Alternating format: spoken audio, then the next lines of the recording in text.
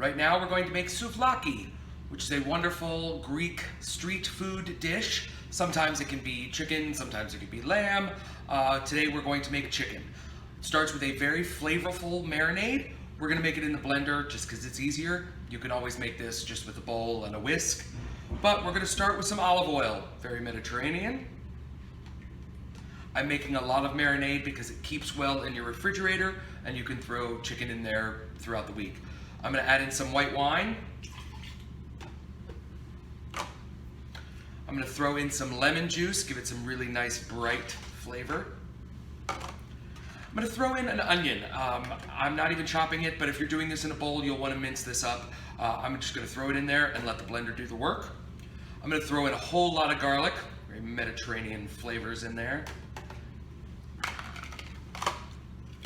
Going to add some oregano. You can add dry if you'd like. We always prefer fresh herbs, but when you use oregano, it's a very strong herb, so you want to go a little lighter than you would think compared to other herbs, and especially if you're using dried herbs, you want to use less. So we're going to throw that in there, and we're actually going to throw in a couple bay leaves.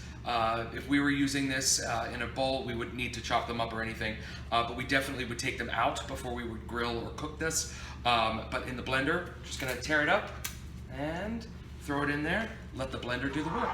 I'm gonna throw in a good healthy pinch of salt. Don't forget salt in your marinades. It does help to penetrate the meat and get flavor all the way through to the core. So we're gonna put that in here.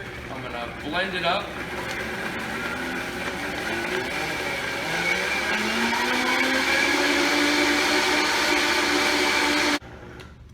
So my marinade has blended. You always want to taste your marinade before you put it over your protein. Once it's in there, you can't really taste it. And you want to make sure it tastes great. It's very bright, very delicious. And now we're going to pour this over top of our chicken. I've put our chicken in a zip top storage bag, and I'm not going to pour all of it in there because I'm going to save some for later. And you don't need a lot. You just need enough to cover the chicken pieces. We are using chicken thighs. We always recommend using chicken thighs. They have a lot more flavor and a lot more internal fat than white meat, and so it doesn't dry out. But use what you can find in this day and age. And we're gonna mix all that together.